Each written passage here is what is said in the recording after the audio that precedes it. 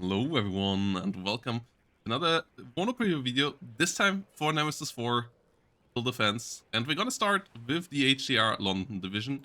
We're gonna cover the Soviet 2nd Guards Motostrelki division that defends Moscow in the next video that is also coming up today. And then we're gonna have a preview video tomorrow about a big patch that is coming with this as well. So, good amount of content in this one. And Nemesis, as always, 2 divisions, 5 heroes, and they are pretty interesting. So let's get going here into H.D.R, where we start in the logistics tab with some classic Bedfords. A big Bedford with 3000 supply, so artillery can get resupplied easily. And then we have this ugly helicopter here, the Wessex HC2 supply. Brings decent amount of supply, 750 here. And yeah, I just can't say anything good about the looks of this thing, but outside of that, it's a decent helicopter. 8 hit points, what, 85 kmh, doing a decent job there. You have a rover, and you have these Humber FFRs, which have smoke, so that's why they cost more together with the armor. They actually have 2 armor on the side and the front, so they can take a bit of artillery around them without going down completely. Rover CP here, classic 3 availability, and then you have a field supply point if you need it. In the infantry tab, you have a good amount of choices here. This is mostly an infantry and air division with some support around it. And you start with 3 different MGs. Heavy 50 cal, which has anti-helicopter range due to the not even tripod, but quad pod here. And you have your tripod MGs here with guard trade or without guard trade. This one being even reservist, so you pay 5 points for going from reservist to resolute, but no extra compared to other divisions here. Guards getting their resolute for free. The Royal Military Police with 1 medium MG as per usual. You can bring them around in the rover RMP now as well, so the British finally get their military police vehicle here too with this. You get the HSFs one more time here, just like in the second UK, the militia reservist security force. And yeah, they are not great, but they have decent availability.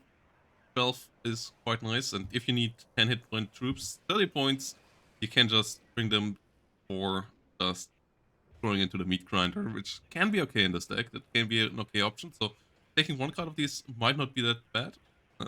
Yeah, outside of that, obviously the combat efficiency, especially with the militia trait, is not all that great.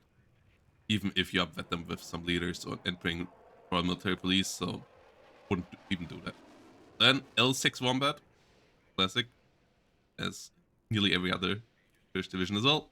Milan 1 as your first ATGM. You get then later Milan 2s as a guard option as well. Your infantry leaders are only 2 options. Rifle leaders that can come in Humber Pig or in the Kremlin version, which is the same base vehicle, but with some extra armor cages here, and also with a small MG turret on the top for 20 points. This one can't be sold, this one can be sold. So for 20 points, this is actually a pretty decent option.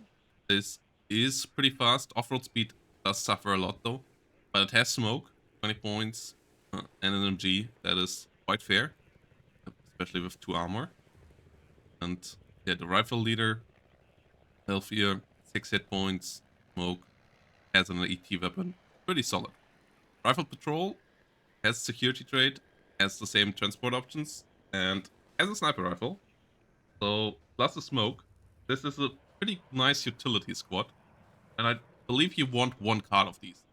I don't think you want all that many of these, because with 7 hit points they're not that great in drawn out fights, but the utility of the smoke plus the security trait for holding up as makeshift recon on the side can be quite nice. So this is a nice option. Plus it is your way to getting some lightly armored transports, which you outside of that don't really get in this division. And then you come to the guards, which come with Resolute, as per usual for units like them. And they come in a normal low version or 5 points more Gustav, 9 hit points squad, double MG. So really pretty good baseline infantry. The guard leader having their officer in a really sexy red uniform, and the rest in standard. And they come around with similar loadout to the rifle leader. Oh, actually the exact same. And they get Resolute. They get the weaker transports, but I guess you just take that. So guards here moving around in decent option, both leader option really solid, and the guards here really solid baseline infantry as well. No law 80 for them though. No law 80s in this deck, so Carl Gustav is the best to go with your AT, but that is fine as well. Good range, decent penetration. Area Pioneers, they aren't that great, but the availability is okay, and you get set to charges. You can't upvet them. Yeah, the MG is not the greatest. You only get one, and they only have 9 hit points, so they are okay. They're not great as CQC infantry. No SMGs or anything. No double MG like other British pioneers. And then you have the Guards Milan 2, which just gets Resolute for free. And outside of that is a normal Milan 2 team. Then Airmobile Terriers. Those are pretty interesting. Come with a Carl Gustav, so good AT, 12-man squad. You can upvet them once, then they go down to 5 availability, and they come in a Wessex HC2, which comes with MG mounts on the sides. Not the greatest one, only max, but you can bring them in a transport helicopter. Not the fastest transport helicopter. It has 15% ECM though, so the survivability of the transport variant here is pretty decent. And yeah, the infantry inside is a pretty fine one as well. Oh, double MG, Al Gustav. If you need big squads, this is quite nice. And then we come to the best infantry unit in this deck. And we get the SASG, the special forces of this division. And they come with 12 MP5s. So in CQC, they absolutely annihilate. And thanks to the smoke, they also can get into CQC. Special charge adds on top of that, stunning the enemy, meaning that in real close quarter combat, the enemy won't even really deal damage back to you. And then you have the Armbrust, which is not a great AT, but at least it is an AT weapon. So at least you can deal with some light vehicles. If it would be a better AT, this squad would be great. If you would have an 84 or so. But even with the Armbrust, this is a really solid squad. Comes in a Chinook transport helicopter, the same one as the Green Beret ODA. So 20% ECM. 60 points, has a minigun turret as well, that it can dish out some damage, but up here in the front. And the skin of it, like the paint job on it is really well done as well. The camo looks really cool. But yeah, the SSG themselves, if you can get them into CQC and with the smoke grenades you should be able to, they are amazing. And maybe mixing them with a couple of guards and maybe the Terrier Pioneers to move around, I think they can deal great damage in infantry combat and really be the game changer for your otherwise already solid infantry tab to actually win infantry fights reliably. So keeping these 3 alive is pretty key. And for 90 points, I feel like they're fairly priced as well. They are not cheap, but for 12-man squad, price is pretty fair. They can take a bit of damage and still disengage with the smoke grenades. Artillery tab is relatively standard until you get to the last unit, which is a pretty good one, as this is a kind of prototype experimental artillery, still work in progress at the time, taken directly from the training grounds here to defend London, and it has 5 rate of fire, good 155mm gun, and the 5 rate of fire, 5 rounds, double lengths of 6. This thing does shred. The AS-90 will really destroy enemies quite quickly, similar to other autoloader artillery pieces with this rate of fire. It's fantastic. 220 points is pretty fair price for it as well. And yeah, you have the 25 pounders stay here going around as well. This is actually underpriced quite a bit, in my eyes. 140 millimeter DL 55 old 5-inch and the good old 25 pounder here coming around. Outside of that, some older 105 millimeter L5 guns here as well, all with pretty low range and they're okay rate of fire. The 25 pounders obviously super small gun as well, but they have good rate of fire at least, so they can lay down smoke or so quite nicely for you, and you get quite a lot of them. With that, you can even go up to 8 rounds per minute, so this could be interesting for just being a smoke dispenser on a good range where the mortar can't quite follow, but you might just use mortars still. So I think this you will use a 25 pounder and a 155 millimeter as your combo of choice. Tank wise, you actually get a pretty good rotation as well, because they weren't mentioned in the latest death blocks. People kind of forgot that this deck gets one card of Challenger in Mark IIs, and that saves the deck. Like without that, the tank tab wouldn't be great. But one card of heavy tanks is always a big game changer. It's still in second UK, big game changer, and it will be here as well. And then your Chieftain Mark 9s, now at 130 points, will be pretty cost efficient. Chieftain Mark 1/6 don't have decent penetration as well. The range isn't the best, the accuracy is pretty terrible. But you have 12 frontal armor and a 16 pen gun, so that is quite fine. Rate of fire, obviously not that great either, but a lot of firepower, including a 50 cal still in this one. So you can get a lot of firepower out of this here. 2 MGs there on the turret, so the HE fire support of this for a 80 point tank is great. Then you have a Centurion, which goes down 15 points in price, has high rate of fire on its main gun, and the accuracy actually stays the same, so better anti-tank capabilities out of its main gun. It has reservist, has lower frontal armor, and is absolutely terrible in speed, going down to only 35 kmh as other Centurions support. So this is all crawling in pretty slowly, but good infantry support. You can nearly play it like Churchill tanks from from Steel Division 2 as infantry support tanks, and just throw them around with those guys, and they will do a decent job there. And your ATGM options here with the normal swing fire and really awesome looking and quick at maneuvering ferret swing fire can be pretty nice as well. Ferret swing fire has reservist, so it has a bit lower accuracy, which already isn't amazing to begin with at the swing fire, but it has 8 missiles for at the ready and is really fast. 100 kmh, 90 off-road. Plus, it still has smoke, so I think this one will be really flexible. I believe you take the card you can, and then maybe take the second swing fire as well. Maybe take the Rover Milan 2, or just go for a lot of tanks. And then in the recon tab, you have some solid options as well.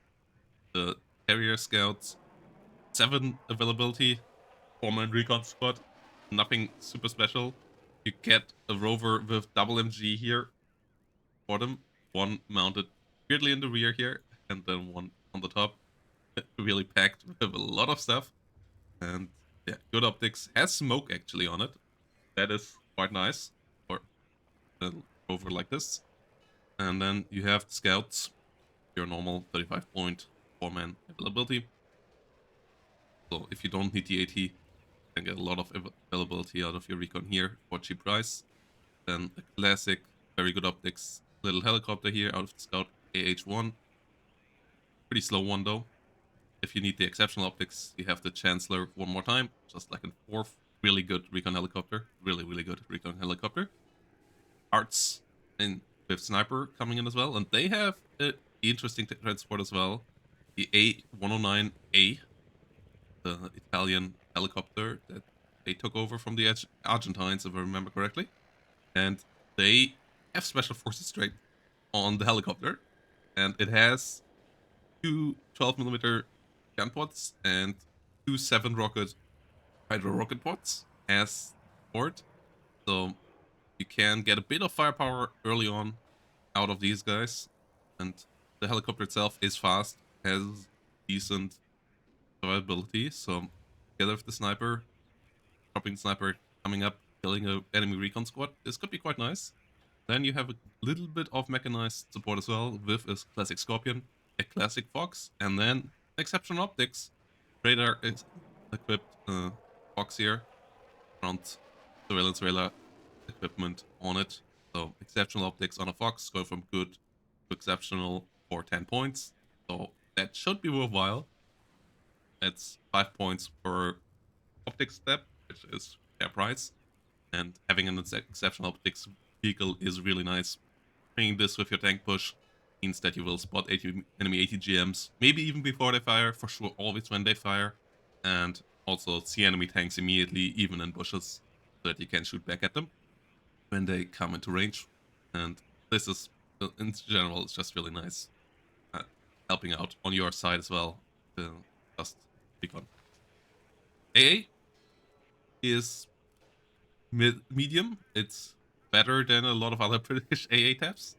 You start with blowpipes, which for the price point actually aren't terrible because they have good anti-helicopter range.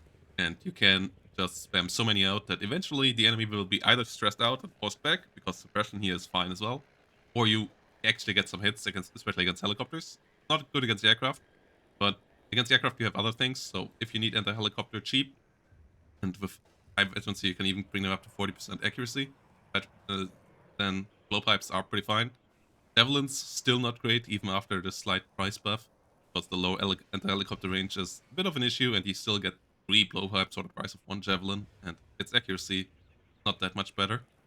So, especially if you, yeah, you go up to 65 here, 40% here, so blowpipe, I still think that's above it. But then we get the Star Streak LML, and this one, still a guided one, but has great anti-helicopter range, 2,825 meter range, and it has 5 damage.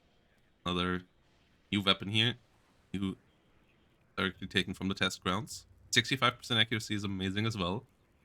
So this is a really solid anti-helicopter weapon. Anti-aircraft range is okay as well. So if they fly over you, you at least will be able to hit them. Still beats the Javelin here, for example, as well. Plus the rate of fire is great with the salvo length of 3. The shots coming out one after another immediately, no real time in between.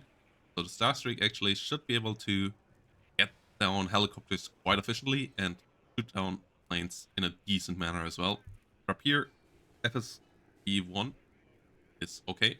It's the radar version with decent range and accuracy, but you have to be careful with the radar. And then you have the Bloodhound as your big boy, the counterpart to the big Krug missiles of the Pact, old missile system. I saw one of these in Singapore in the Air Museum when I was there at the beginning of the year, and that thing just looks so archaic, but it does the job. I mean, it's a big missile. If it flies next to your plane and it explodes anywhere close to it, you will take some damage, and that's what the 13HE is for here. The accuracy is terrible. Range is great though. The booster rockets coming out there quite quickly. Issue compared to the Krug is this thing has a salvo length of 1 because it only has 1 on the launcher, and it has a pretty long reload time afterwards. So you really gamble even more so with this one because you will only get 1 shot at each plane. So you want to have 4 3 out of at the same time and immediately fire. So yeah, veterancy maybe 45% extra. I'm not quite sure. If you want to upvet this, you at least have the slots, so you can put 2 cards in. But I wonder if 4 even is enough. If you actually really want to go for the 6 Bloodhound launchers, and then just really make it the gambling diction deck for the NATO side. And then we have the helicopter tab, where you have some classic Link Salam and Gazelle rockets, both really nice helicopters. Gazelle rockets always annoying for the enemy. Never worth strafing with planes, but people just still get baited into it. Link Salam, quick and decent ATGMs, not the greatest, but the range is fine, the accuracy is fine, damage is okay, and really the speed of the links is the key part of these ATGM helicopters. You can rotate them around so quickly and get out of dodge as well once you see enemy planes or AA coming up. And then you have a really cool air tap in my eyes, like a strong one at that as well. For the AA, you start with a Hawk T1A, which is the highest availability fighter in the game, because it's also the weakest fighter in the game. It only goes 650 kmh, it only has 6 points. It has good sidewinders actually though, so you can get a flock out of these out in front of your other fighters as well. Then the enemy can't really dive your tornadoes anymore. Like bringing one of these around and then bringing a tornado. The enemy only has shotgun fighters and they try to dive your tornado, so you can just throw the Hawk in there. It still takes 2 shots of sidewinders to kill this, so it's no different to other planes in that regard. Against long-range missiles, it's terrible, but against decks with only short-range missiles, this is actually quite nice, especially in combination with your amazing tornadoes. Question is, do you still don't just take 2 cards of tornadoes and be fine with it? Especially as you get Phantom card as well. Like you can take a lot of fighters in. In 2v2s, I feel like this deck can be quite nice in just doing this and allowing another deck to fully commit to the air spam. But you can also do this and then start bringing in your Hawk T1A rocket, which is a pretty good rocket plane. The snaps are great rockets. The 30mm gun pods also do their best at dealing some damage down here. And yeah, it has no ECM, but speed is also not great. But the rocket pods themselves for 5 points. Enemy has to bring up some AA early, or you can brave out off some of their units. The Eve Warfare Canberra is decently slow, and the 6% ECM means it's really hard to hit, helping out your other planes maybe as well if you use them with the Hawk 1As. The HE cluster Canberra is bringing a lot of payload as well. The new high altitude bomb drop that is now faster and dropping a bit further away makes high altitude bombers a lot better, which is really a great change because they have been somewhat useless for a while. We will have to see if prices have to go up because I feel like they might be a bit oppressive in some matchups. But well, it's great that it's now really worthwhile pinging high altitude bombers instead of forcing the dive bombers just because dive bombers always get the kill and your high altitude bombers often just miss because the enemy can move out of the way. The sidestepping now is not really possible, or at least a lot harder, if you are actually on target. So Canberra there should be pretty decent. Bomb load is great. And then you have some massive dive bombers here with the Harrier GR5.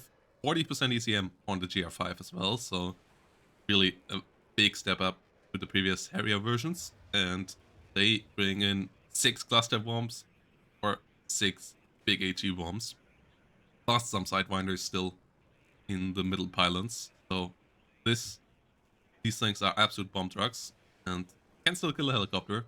They don't have a gun anymore, so only small helicopters really on the menu.